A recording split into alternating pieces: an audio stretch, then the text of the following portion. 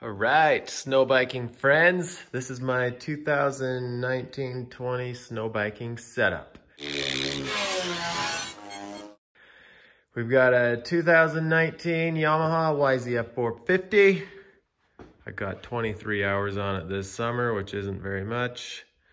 And I just thought I would tell you about all the little things that I put on the bike. So we're gonna start with the front, go to the back. First of all, as you can see, I took all the original plastics off and put other plastics on. I'm not exactly going for looks this year, so yeah, I just wanted to protect all my pretty plastics from the original. Anyways, we're starting with the front, starting with the ski. I have this extra brace in here. All I did is buy another one of those along with the longer bolts that one uses. You can find those parts on the Timbersled website. It was like $10. I don't know if it's gonna do anything, but I ran that setup on my Arrow and I never bent a spindle. Number two trick. If you pull hard enough, you can get 2 bolts in without having to cut your shroud or your fork guard. I wish I would have noticed that to begin with. Number 3. I like to tie the tops of my fork guards together with some baling wire. I go through that loop, then I actually cut one of these thingies in half, drilled a hole, super glued it in there. I made a nice solid setup for that other wire. I've done this on all of my snow bikes. It saved me from losing some fork guards. Speaking of forks, I use these seal savers. It keeps snow and ice off of your fork seals.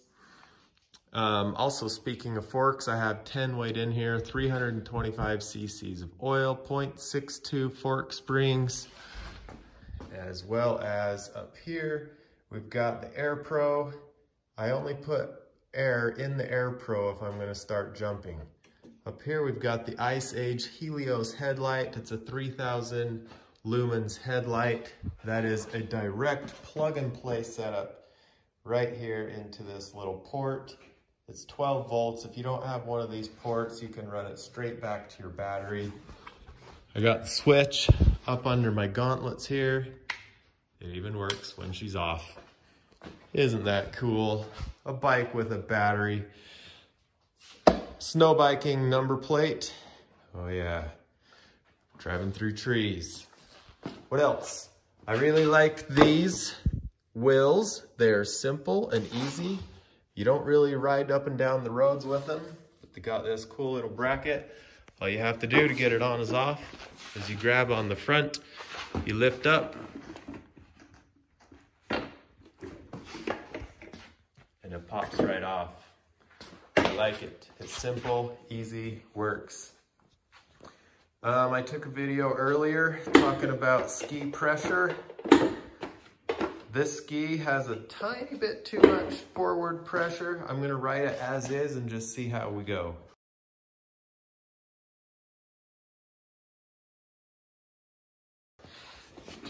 Up here in the front, we've got these cool little intake louvers from Neil Smart. He 3D prints those. You pop rivet it in, and I actually used hot glue around the edges to make sure she's gonna seal off. Also, speaking up front, I found myself some aluminum radiator guards. You want metal, you want aluminum, because the heat from your radiator will heat these up, and then you won't have ice and whatever building up on your radiators. Yeah, learned that from a good buddy, Nate. Nathan Call. You're now known worldwide. Yeah, if you get the plastic off of here, you won't get tons of snow and ice buildup. It's amazing. Got my PST engine jacket. As you can see, I don't have my skid plate on. I actually found that the jacket holds on just fine without the skid plate. The skid plate is a pain in the butt to put on with the jacket. It's also a pain in the butt to do oil changes. And on top of all that, I found that I don't exactly hit rocks and crap on my engine. I knock on wood. Anyways, I rode all winter like that last winter, no issues. I'm gonna do it again this winter. Talked about forks, talked about fork guards, talked about that bracket. Oh, lots of stuff. I have a high pressure radiator cap. Got the Air Pro. Talked about our louvers. I left my cover off so you could see that I got a pod filter on. I took the air box out. I used black ABS plastic, like 1/8 inch, heated it up, molded it in here on the front. It sits right in here to block snow coming in from the front, from up under these edges. You can see the bottom is opened, so just in case if anything does get in here, it will heat up because the motor's right there and it'll just drop right out. No snow's gonna be coming in through the radiators because of Neil Smart's Radiator Louvers. You can find him on Facebook. He can get you those for 50-ish bucks or something. A lot of this stuff, like the intake and this pod filter, are obviously Yamaha specific, but finding these parts for building your own pod is actually really easy. I did this with my Honda. Matter of fact, this came off of a CR500 that I rode. There is foam underneath it, but I have not had issues with that foam freezing up because it's right by my motor and it always stays warm. I did have issues with foam on my JETHRO450 and the CR500 because this thing was sitting out in the open, so I had to switch to a wire cage with your outerwears filter on it only. Anyways, I got links to all this stuff in the info section of this video. Okay, moving on. Got a Thermobob. Thermobob is awesome. Thermobob is a thermostat. It opens up at, I can't remember what temperature, probably, I think I lowered mine to like 150 or 160. I think they come stock with 180 degree thermostats in them. Coming off the thermostat, you see right here, that is a temperature probe that I have installed right here in the handlebar pad. All I did is take that pad off, cut with a razor knife, the perfect little spot to set that in there. It's not even glued in there, but it stays perfect. Sits in there awesome. Got my Power Mad gauntlets. Again, I'm putting links to all this stuff. I love the Power Mads. They keep enough wind and snow off my hands that I've never really felt like I needed heated handlebars. Although I will admit, heated handlebars are awesome. This bike over here has them. You can see there's the plugs for it. Heated handlebars are pretty awesome, I have to admit. But honestly, they usually get too warm for me. Anyways, the gauntlets work awesome. Only on very, very super cold occasions have I felt like I wanted the heated handlebars. Without the heated handlebars, it's just a cleaner setup. You don't have wires. You don't have these extra wires like that, which make your steering feel just a little bit stiffer. Yeah, pros and cons. Probably worth the heated handlebars. My bike is pretty much 100% stock, except for I do have an FMF 4.1 stainless steel slip-on. I don't know that it makes a whole lot of power difference, but it sure sounds a heck of a lot better. Back here we got a Mountain Addiction gas can. It's sitting on rails. I had to be very careful about the distance I drilled those and installed it because it has to be able to slide off and get over this. Now I will say on the Riot, they have pre-drilled holes for the timber sled gas can. You notice it's clear back here. My inside sources tell me that you do want to install your gas can back there. They say the bike handles and the suspension works much better if you put the gas can further back like they have it for their stock holes. I put mine as far back as I could while still being able to clear that. I like the timber sled gas can. I think it's awesome, quick and easy, and works great. But I already had this, so didn't really need to spend the money.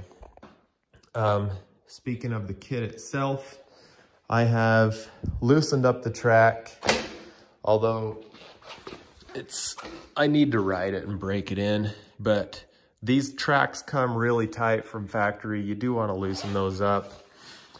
I succumbed to the internet clamor of people thinking these things are going to stab the tracks. Honestly, they're probably not. But I put the Ice Age anti-stab kit on there anyways. I thought it was just cheap insurance. But seriously, these are the same rails as that the Arrow has. I rode my Arrow hard and mean and hit all kinds of stuff for 2 years, and I never stabbed the track. I know other people have. I got my TSS in here. I did send it off and get the X-Tune done for it. I also pumped it up to 400 PSI and stuck it on here. So I don't know if it's essentially just gonna be a solid strut. We got the little indicator in there that'll tell me how far that moves. So we will see after the first ride if it actually moves or not. Chain's pretty tight. It'll loosen up in about 50 yards, and then it'll loosen up again about 2 miles later, and then again about 10 miles later. That's just the way it goes on the brand new chain the first ride. But after that, they stay pretty good. Okay, I'm trying to think if I'm missing anything. Oh, I am. On my Yamaha, I went ahead and made myself this little plug coming off of the battery. I hide this up in here. It stays up in there nice. Hopefully I never have to use it. I did buy myself one of those little power packs that has the connector in case I need to boost the battery. There's my PST. That's a 3 or 4 year old PST. She's still holding together quite well. You see these little bit of burn marks right here. That happened because this gets hot. But as soon as I noticed it doing that, that actually happened within the first ride or two of when this jacket was brand new, which made me angry. I don't like ruining brand new stuff. Anyways, I left this off so I could show you. All I did was took some ductwork aluminum tape, and I just tape it right here. It sits right up against your pipe guard, which gets really hot. And I've had this like this for about 3 years now, and it works awesome. This is normally how I run my jacket.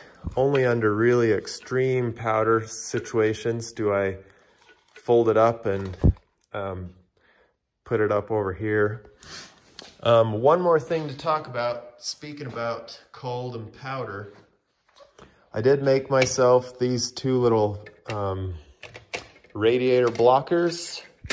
I don't know if I could put it in with one hand, but these little babies are made to just slide right down in here. Sorry, this is meant to be oh, there you go. I thought it was a 2-hand job. That's a radiator blocker. If you're in deep, deep powder and the engine jacket and everything else just isn't keeping her warm, you slide those babies in just like that. It's pretty handy. Then when you get out on the road, she starts to get hot, pull that baby back out. There's my pump. I pack it around in that foam, left that off. Okay. One last thing. YAMAHA'S. These are too long for the Arrow and the Riot setup, I think. Your TSS and your solid strut, timber sled says they need to be 12 1/4 inches long from eyelet to eyelet. I shaved off. It's not going to zoom in there very well, but I can show you right over here because we have a spare one. I cut off the tapered part, the tapered section of this piece on the bottom of the TSS. That allowed me to scoot that up a little bit. 11 7/8. That's the distance for Yamaha's that you want to remember for the Aero and the Riot for 2014 and up. It applies to WRs too. Cause it's just too long. It makes the back of the track sit like this compared to the bike. And that makes you drive around like that, and that makes you trench. Your track needs to be flat. I did a video on this before. I checked it on this bike also. And it's perfectly flat with that at 11 7/8.